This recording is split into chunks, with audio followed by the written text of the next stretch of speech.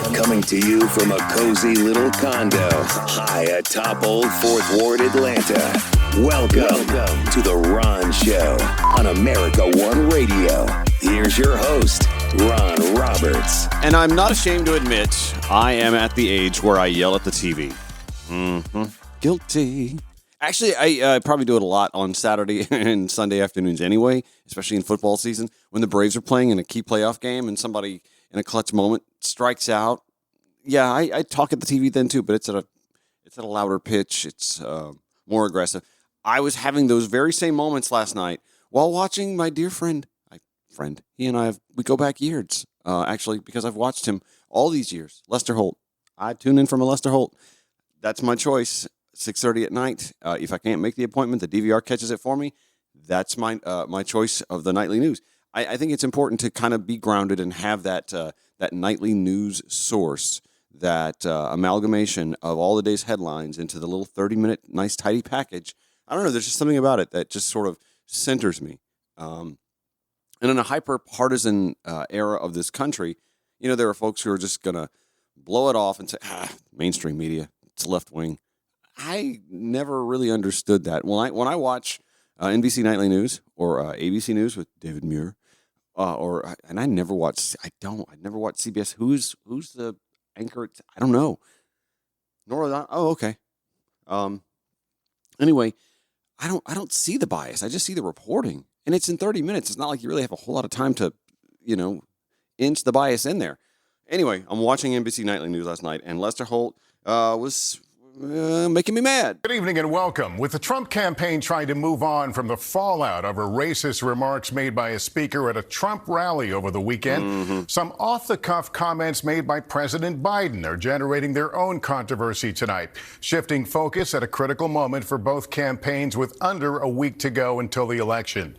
Vice President Kamala Harris, fresh off making her closing argument speech last night, today facing questions over President Biden's apparent reference to Trump supporters as garbage.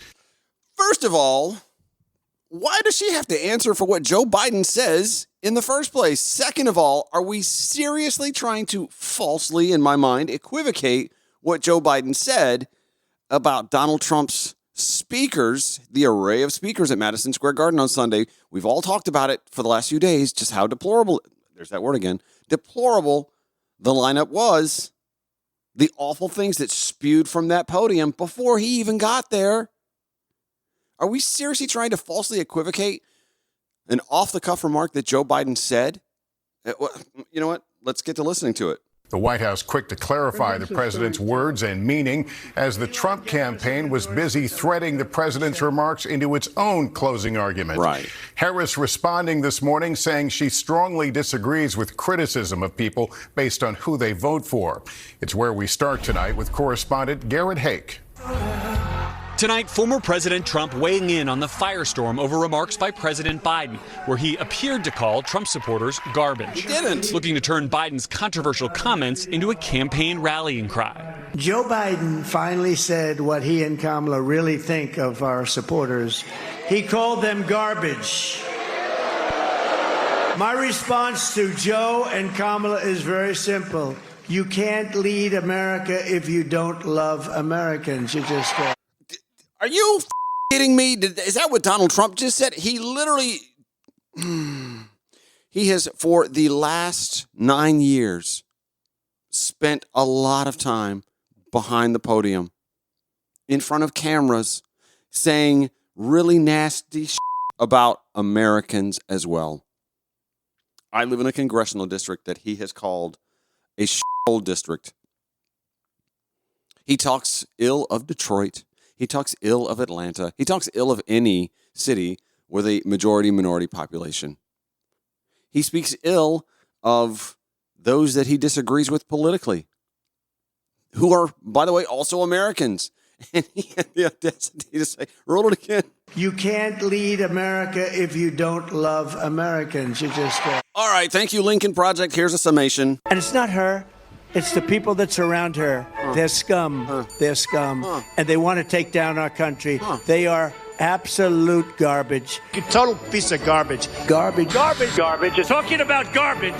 Garbage. Garbage. Garbage. Garbage. Talking about I'd love to be nice, but I'm dealing against real garbage. Garbage. Can I use the word garbage? Garbage. She's a scum. She's garbage. This scum, this garbage. Pile of garbage. First time I've ever said garbage.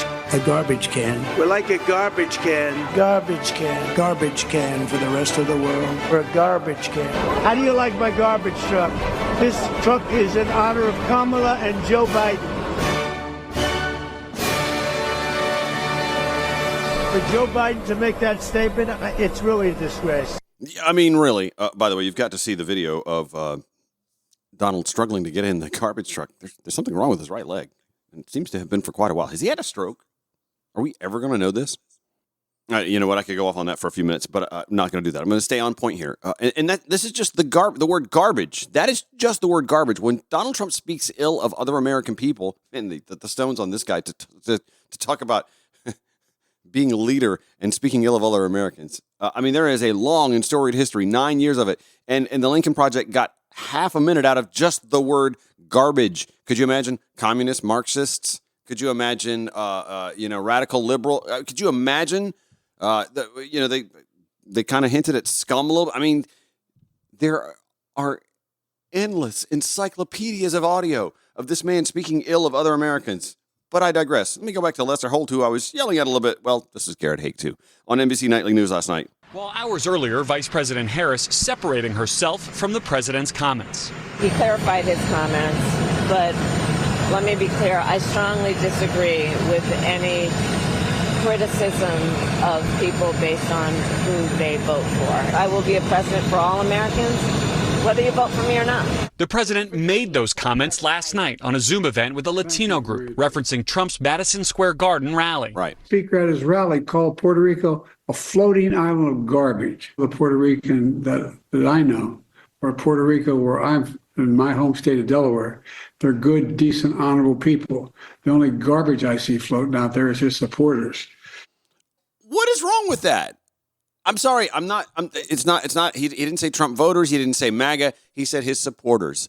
And he is speaking specifically about the Madison Square Garden event, where his supporters lined up one by one to speak before the throng that was there to listen to that bile, to that spew, to that venom. He's not wrong. He's not wrong. Did he need to clarify? I mean, I guess so, because the pearl clutching on the right began. But that's, sometimes when you say something and you give your opportunity, your opponents an opportunity to make something out of abso-fucking-lutely nothing, you have to clarify, unfortunately. But I'm hearing Joe Biden's voice, not hearing Kamala Harris's voice. And honestly, maybe this gives her the opportunity to take the high road as she's doing. Okay, fine, nice enough. But still, this false equivalency, I'm just over it. I'm absolutely over it. I'm so tired of the both sidesism of all of this conversation. And by the way, I'm going to get into that in a little bit as well. I'm just absolutely exasperated when I talk to anybody who wants to come at me with the whole both sides suck narrative. Absolute bullshit. Absolute bullshit. And I'm tired of it. I will go off on that in just a little bit. And if you were like me or you're tired of it as well, hopefully I can arm you with some information or some quips or some comebacks or something like that that'll just shut it down, because it's stupid. It's intellectually lazy.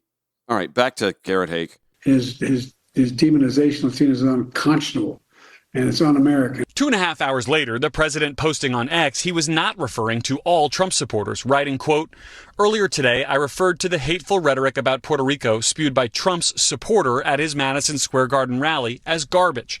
That's all I meant to say." Yeah. But his comments sparked a backlash. Democratic Pennsylvania Governor Josh Shapiro reacting when he first heard the audio. This doesn't help. Kind of give you my fresh reaction to it. I would never insult the good people of Pennsylvania or any Americans, even if they chose to support a candidate that I didn't support. While Trump and his supporters responding in real time, learning about the remark mid-rally from Senator Marco Rubio. Who should know better? Himself, little Marco. He, by the way, is Hispanic American and had nothing to say about the floating pile of garbage island, but he's got something to say about this. Man, these guys, I'm sorry.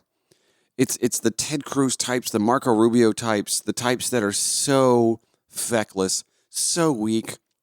They've been insulted so many times by the man whose boot they know the flavor of. It's just pathetic. This from the party that tries to call itself the party of strength, American machismo. And yet, yes, sir, Mr. Trump, here, I missed a spot.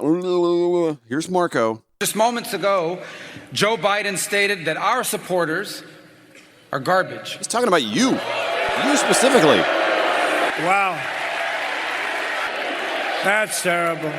Trump comparing the remark to Hillary Clinton's 2016 comment calling Trump supporters deplorables. Garbage, I think, is worse, right? But Trump has his own long history of divisive rhetoric, including these comments attacking Democrats just yesterday. This is a sick group of people, I'm telling you, and there's a great evilness. And repeatedly referring to his opponents as the enemy from within. Right. Those people are more dangerous, the enemy from within. While Trump last night distancing himself from the racist comments by that comedian at his MSG rally.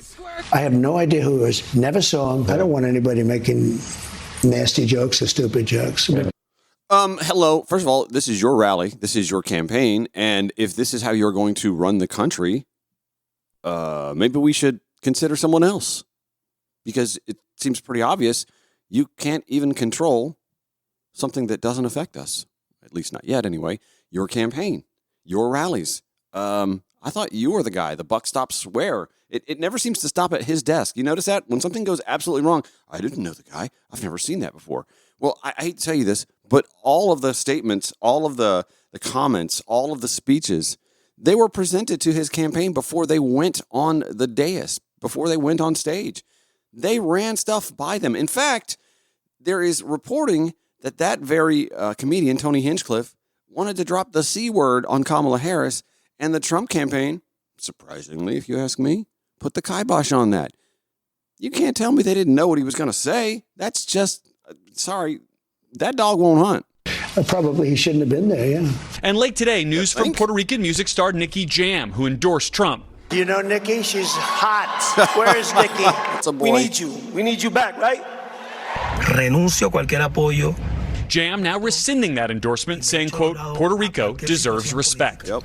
Anyway, anytime you hear the Trump campaign or MAGA culture screaming about something that they believe they've been wronged about, you can guarantee you can find 4 to 6 examples for every one that they're hollering like a scalded dog about.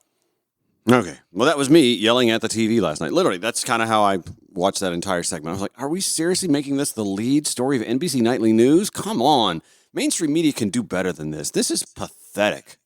And I wasn't the only one exasperated by this. I was watching Abby Phillip, Newsnight with Abby Phillip on CNN, the replay late last night, and Lee McGowan, a.k.a. Politics Girl on TikTok. Great follow, by the way. I think she put it better than even I could. Here's the thing. I think it's weird that we're asking Kamala to answer for what Joe Biden said, but we're not asking Trump to answer for what Trump says, right? Bingo. Like, this is the thing. We're talking about garbage. He's cosplaying as another working class person.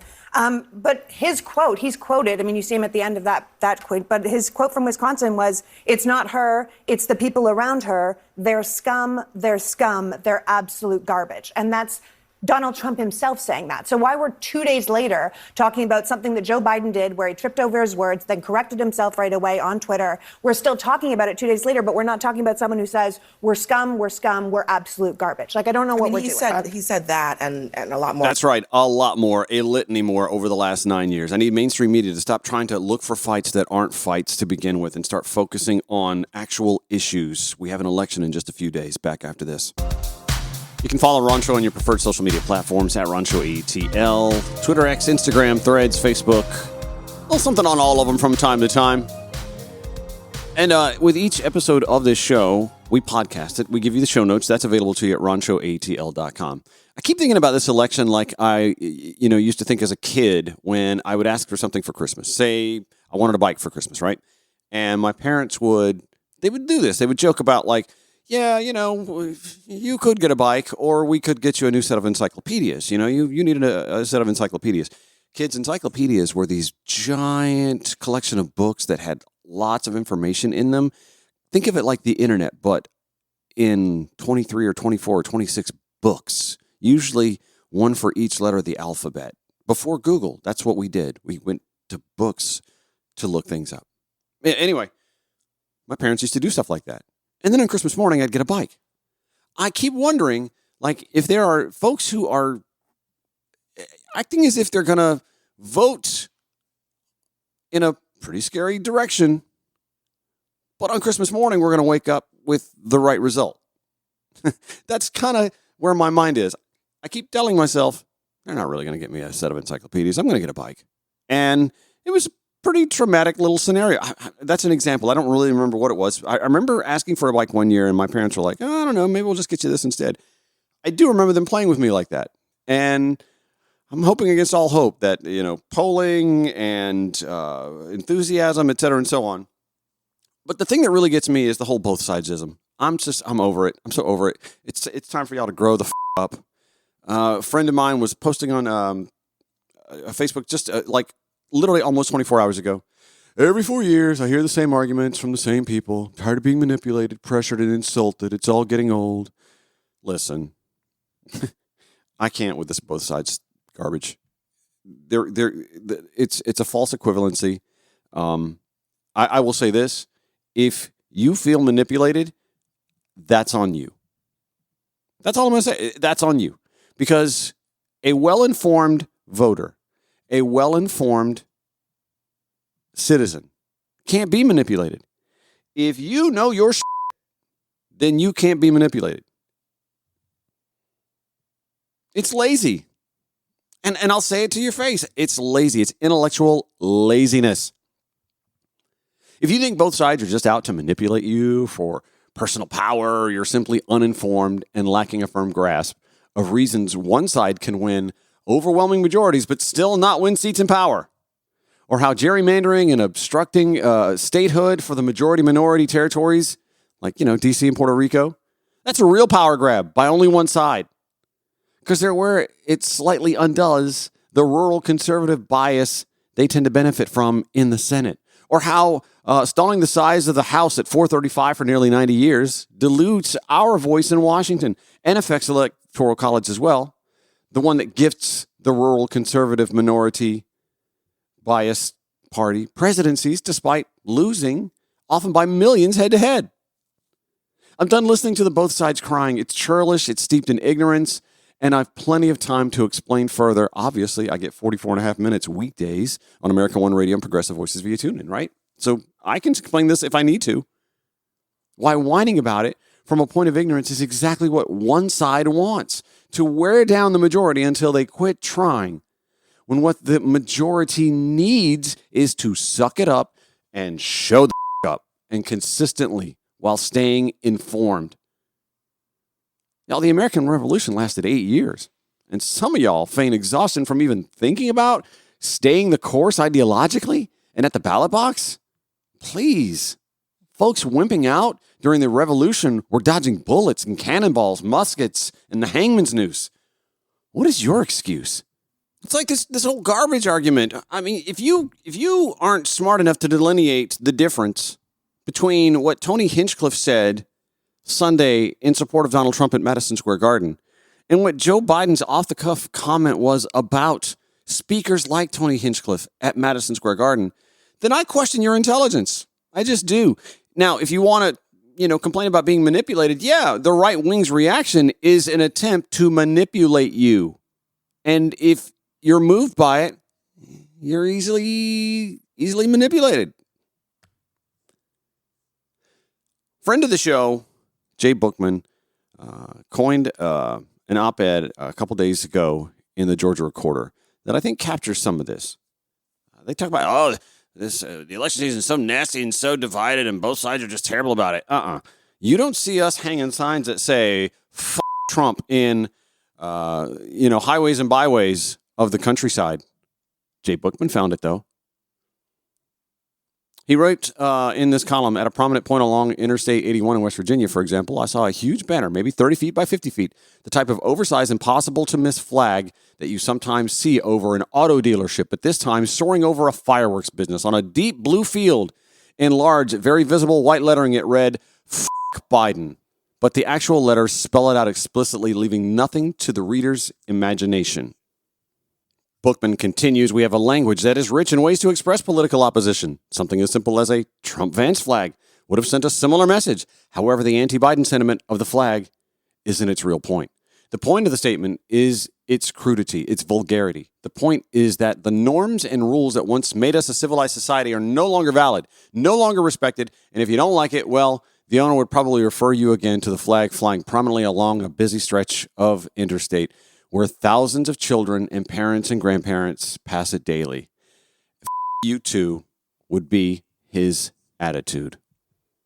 I'm going to give you a good bit more of this essay that Jay Bookman wrote, and I'll have it in the show notes at ronshowatl.com. I do have a break coming up here in about 25 seconds, so I'm going to have to take that, and then we'll come back and dive into that. But I also want to tease my guest tomorrow, who isn't even running for office. She is just a school teacher at Chapin High School in South Carolina who has school board candidates labeling her as a communist on their campaign literature, well, through a PAC, but they claim to have no knowledge of how that came to be. They used a black and white photo of her face in the ads. Anyway, that's where civility has gone in this country. Back after this, The Ron Show on American One Radio and Progressive Voices.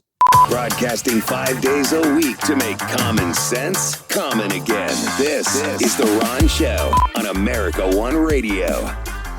Frequent guest, friend of the show, Jay Bookman, wrote a column submitted earlier this week at georgiarecorder.com. I'll include it in the show notes at ronshowatl.com in today's show notes. I gave you a taste of it before we went to break. The huge Biden flag flying over a fireworks shop alongside Interstate 81 in West Virginia. Sort of belying, sort of displaying where political discourse has sunk, specifically on the right in this country.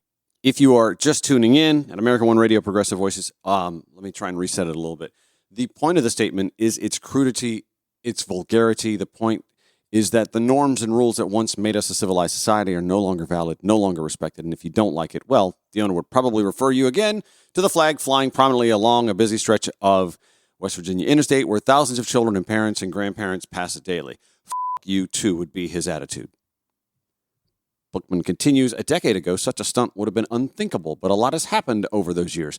A decade ago, 2014. Try to think who ascended to political prominence over the last decade in this country. Well, no one narcissist comes to mind. Note the sarcasm. Bookman continues, the community sentiment that once would have made such public vulgarity unacceptable no longer has any power. The respect for fellow citizens, for decency, no longer exists.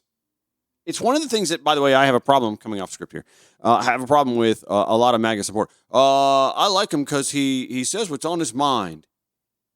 What he says, he means. Okay.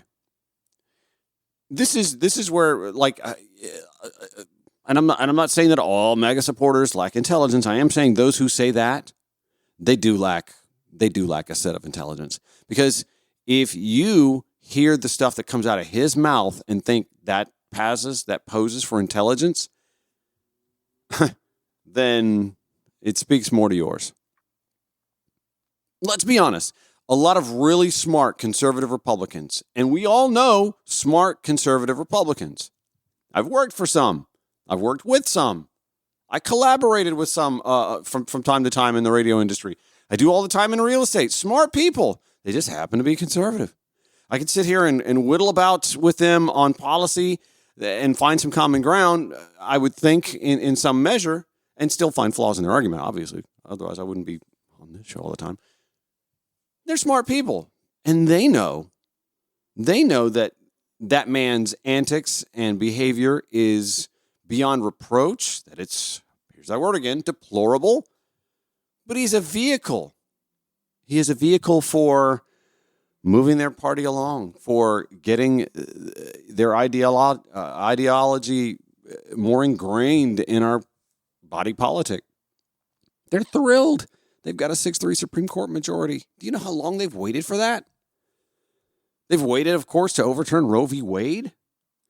Never mind the hundreds of deaths of women since then. Whatever.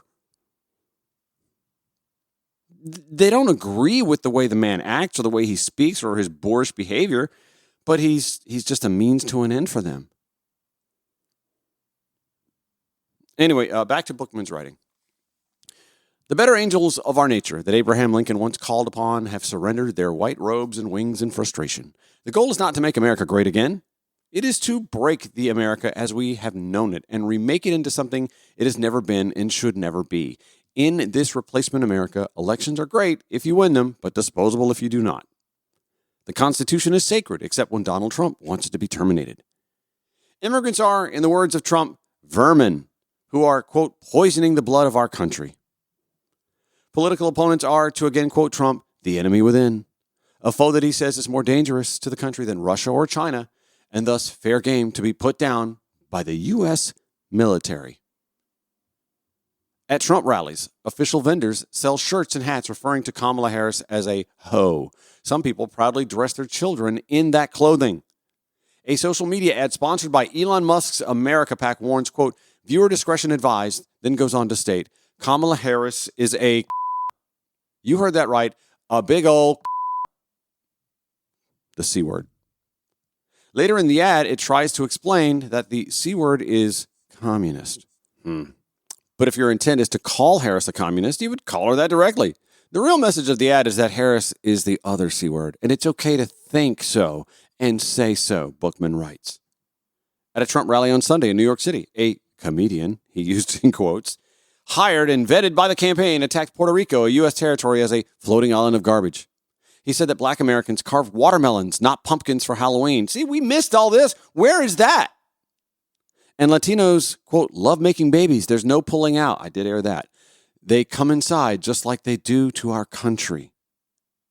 I mean, seriously, we're sitting here, mincing how Joe Biden said supporters, apostrophe S or S plural. But we're not talking about the vetted comedian, Tony Hinchcliffe, carving watermelons, floating pile of garbage, Latinos making babies. The media was so fixated on Donald Trump waddling up to a garbage truck yesterday at a photo stunt that they completely glossed over the rest of this shit that came out of one comedian's mouth who was hired by the Trump campaign.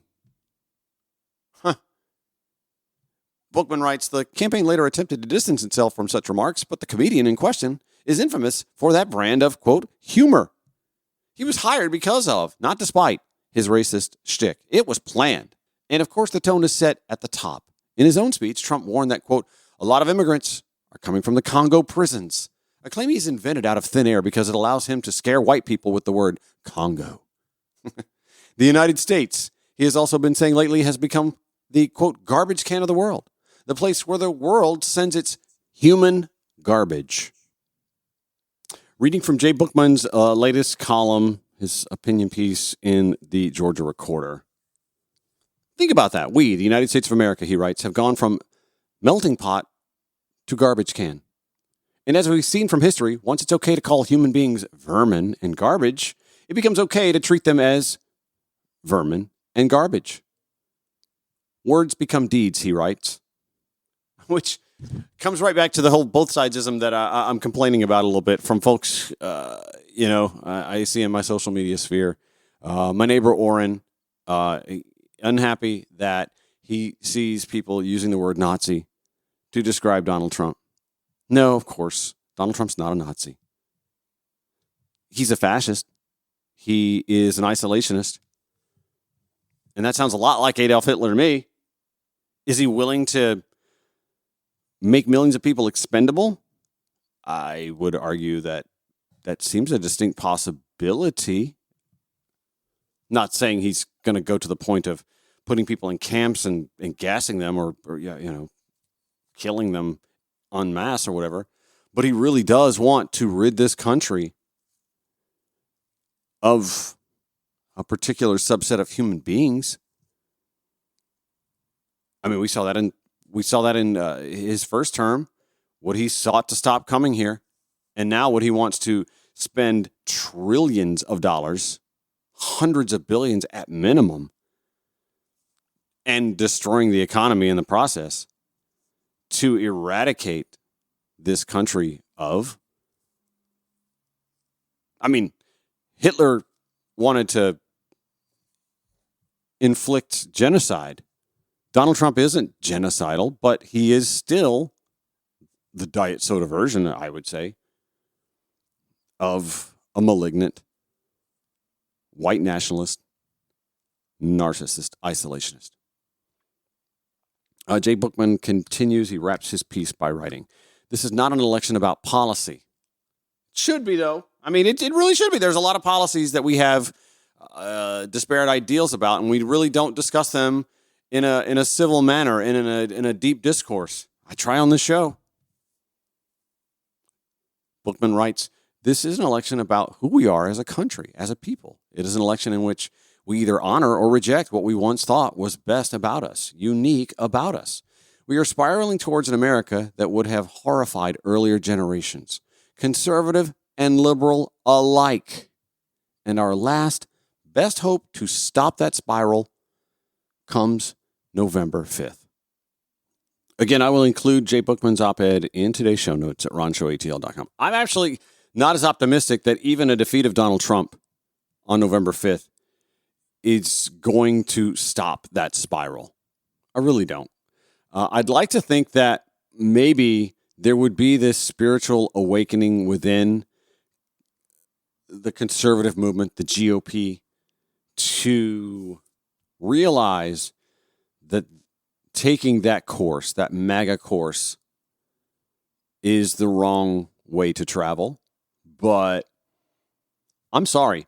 I've said this before. I liken Donald Trump to a political Godzilla. He is a creation of the toxicity that has run into the waters beneath that shining city on the hill that Ronald Reagan spoke of, that created this monster that they cannot control.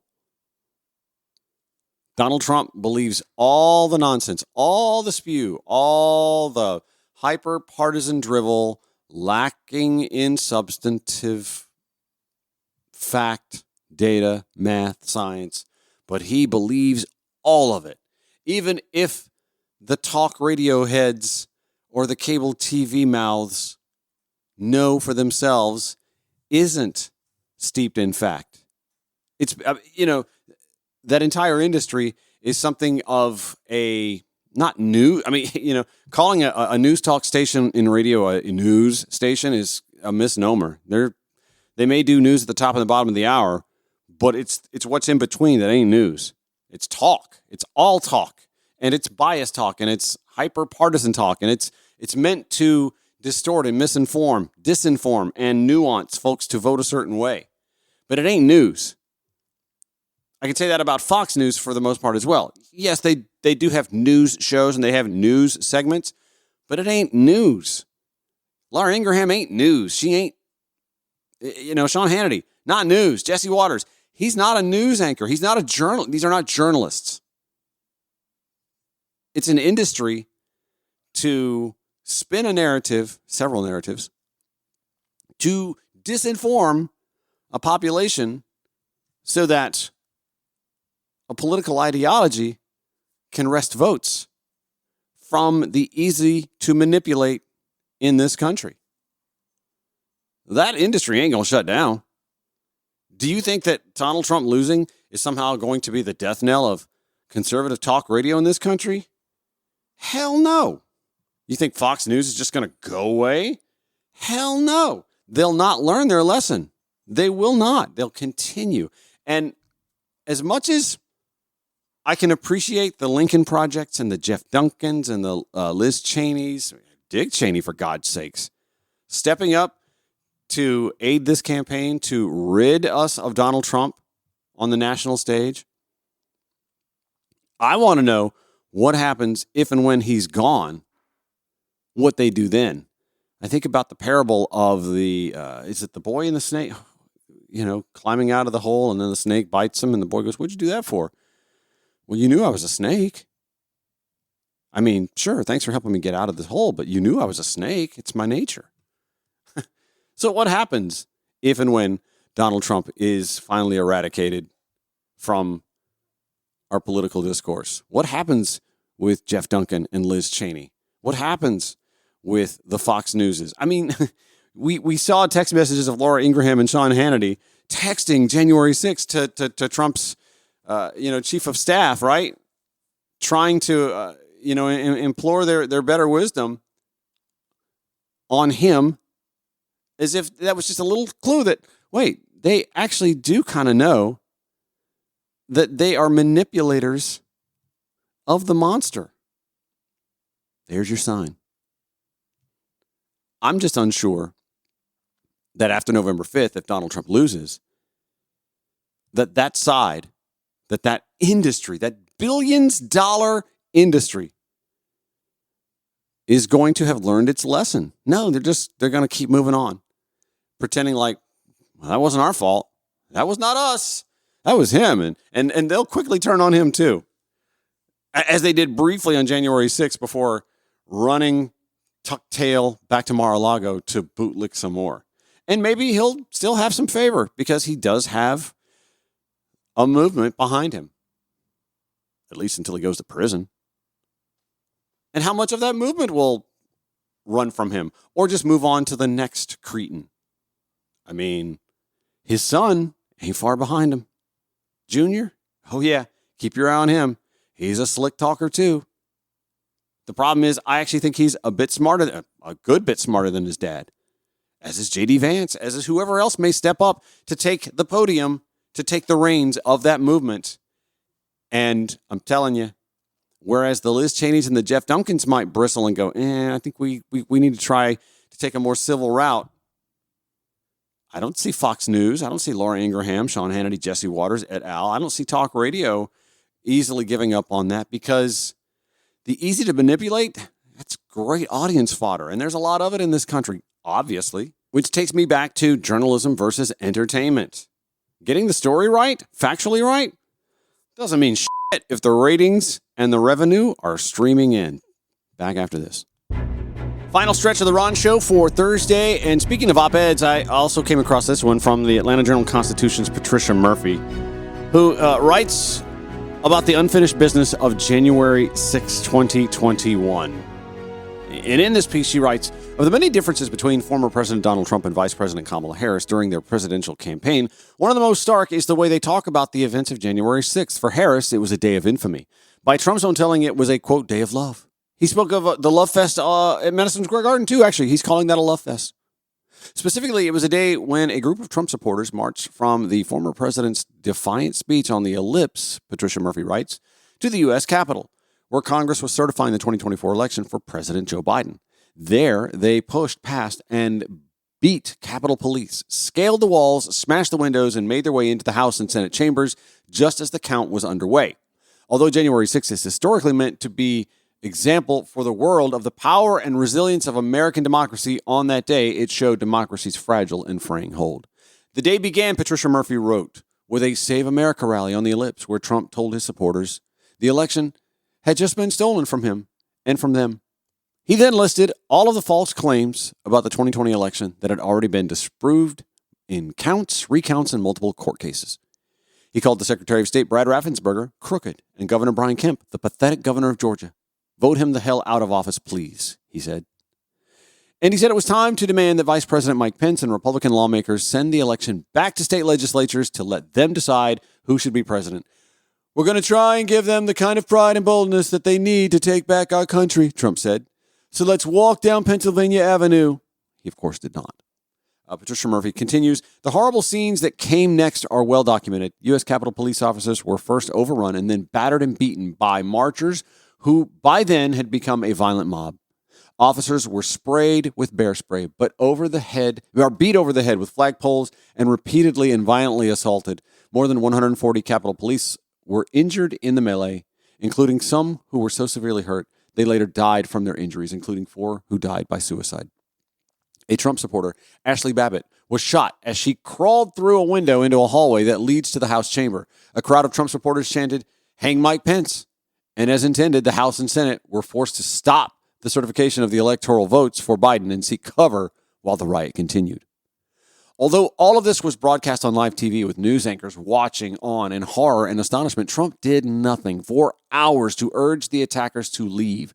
Eventually, he posted a video message later that afternoon calling the elections a fraud and telling the rioters, quote, "We can't play into the hands of these people. We have to have peace, so go home. We love you. You're very special."